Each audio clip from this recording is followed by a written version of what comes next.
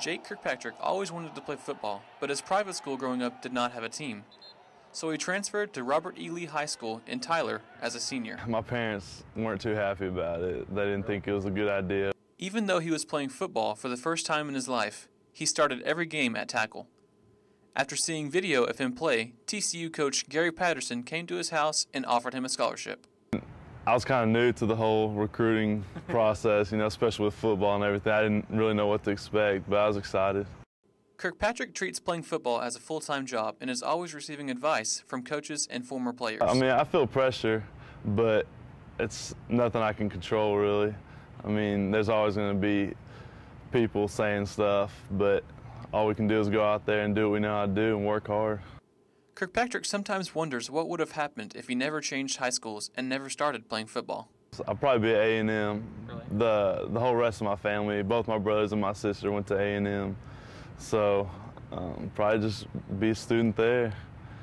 But I wouldn't have met my wife and I wouldn't have got to play football. Yes, he's also managing a marriage. He got married this summer and is adjusting to that along with his new role as a starter. Living with his wife is turning out to be a little different than his former roommates, quarterback Andy Dalton and tight end Evan Frosch. My wife Callie's a little neater than they are. Kirkpatrick is majoring in entrepreneurial management, but hopes to play pro football after he graduates. After all, 1 year starting was enough last time. Justin White, TCU News Now.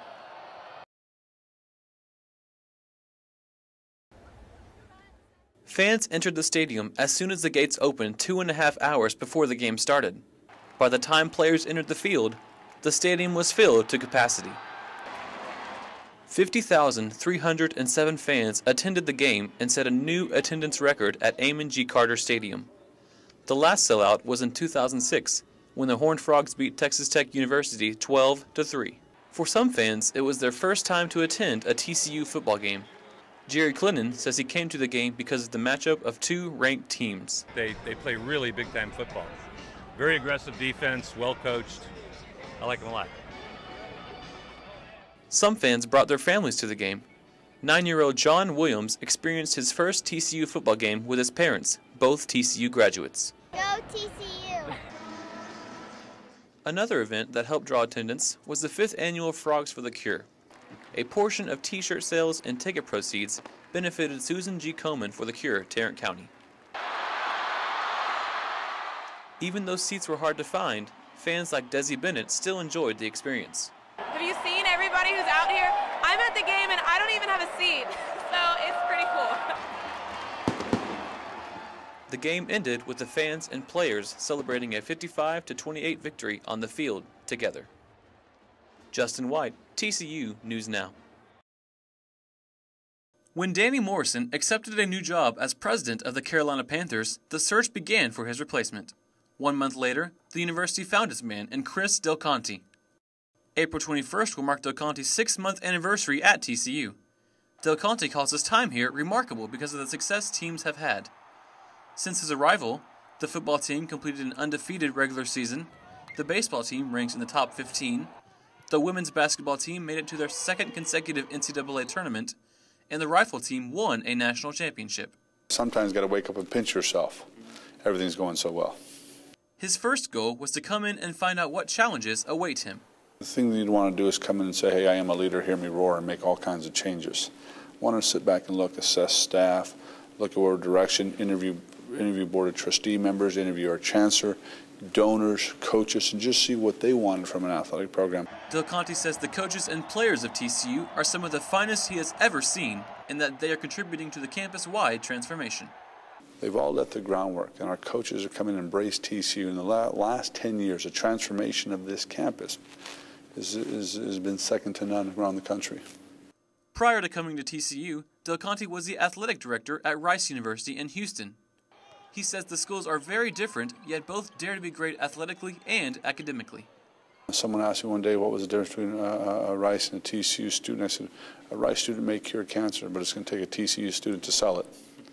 Del Conte's next objective is to renovate Amon G. Carter Stadium.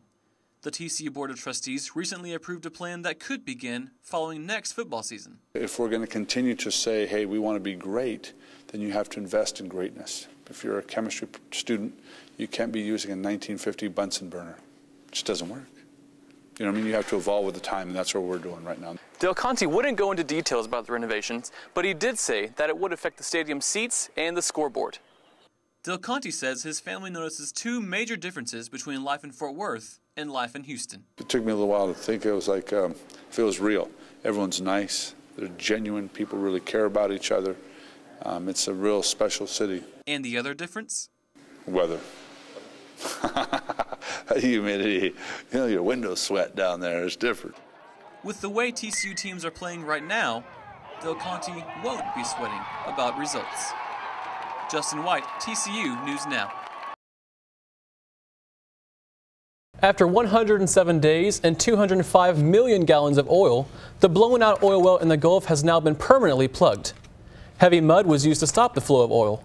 The well will be further sealed off using concrete. Nearly 75% of the spilled crude had been dispersed, captured, or had evaporated. The search for a missing man on Lake Grapevine is over. The 27-year-old's body was recovered by divers a day after he went missing. He and 4 friends were boating last night when they had trouble on the water. The man jumped off the boat and didn't come back up. Tragedy also along the Red River. A half-dozen teens from 2 families drowned. It happened near Shreveport. The children were playing in shallow water when 15-year-old DeKendricks Warner slipped off a ledge and fell into deeper water. 6 of his siblings and cousins tried to save him even though none could swim. They all drowned. A bystander saved DeKendricks. Breaking news about prison escapees. Federal authorities say 2 men who escaped from a private Arizona prison and a woman thought to have helped them are believed to be in the area around Yellowstone National Park. The U.S. Marshals Service says it has information that the trio may be hiding in portions of the park that span Montana and Wyoming.